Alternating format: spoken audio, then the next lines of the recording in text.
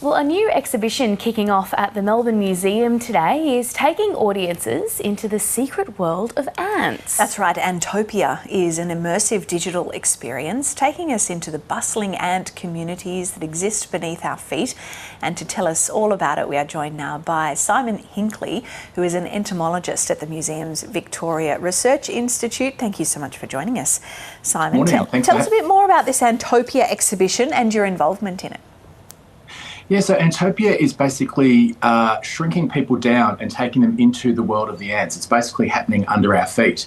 And what's really impressive about the ants is that they have this they're very social like us. They live in huge colonies and they have a really impressive communication system. Obviously, we're talking, that's how we communicate. Whereas ants are using basically chemical signals. So we can't see them visually. So in this exhibition, we basically use really vibrant, beautiful colour washes to show people how the ants are communicating and some of the activities that you can participate in and that they're carrying out. So correct me if I'm wrong, but you're not actually literally shrinking people. How are you giving them the sense that they are smaller or the size of an ant? Basically, we're blowing the ants up. So yes, right. You're right. We haven't yet got the technology to shrink people down, which could be that's the future. Opens up a whole other Pandora's box. Yeah.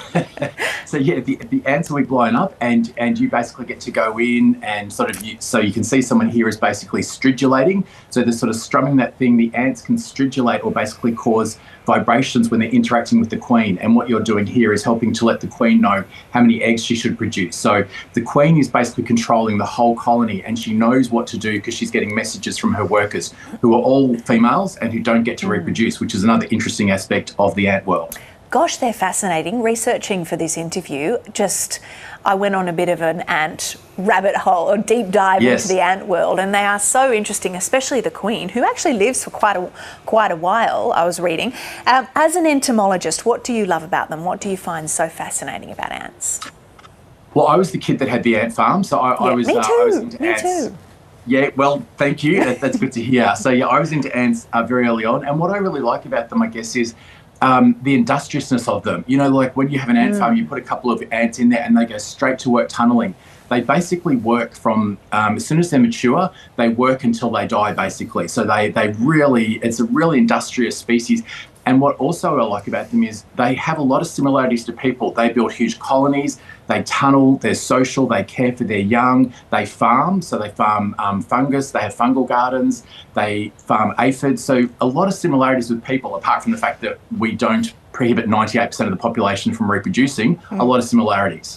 Yeah, I think one of the most amazing things I was feeling about ants is the sense of community. And I guess unlike humans, they're sort of not in it for themselves. They're all very dedicated to their job and their own community. They're not selfish, is what I'm saying.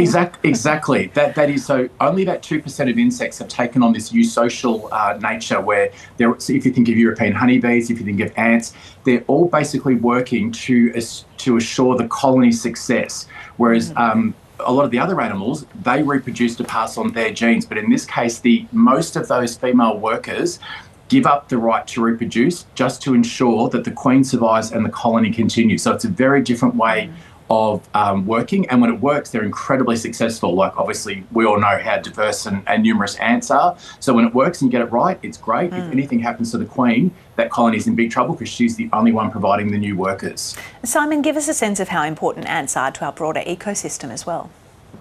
Yeah, I mean, that's another thing that I like about this exhibition is most of us, our interaction with ants is often a negative thing. You know, we get the little black house ants in the kitchen when we drop the honey or the jam.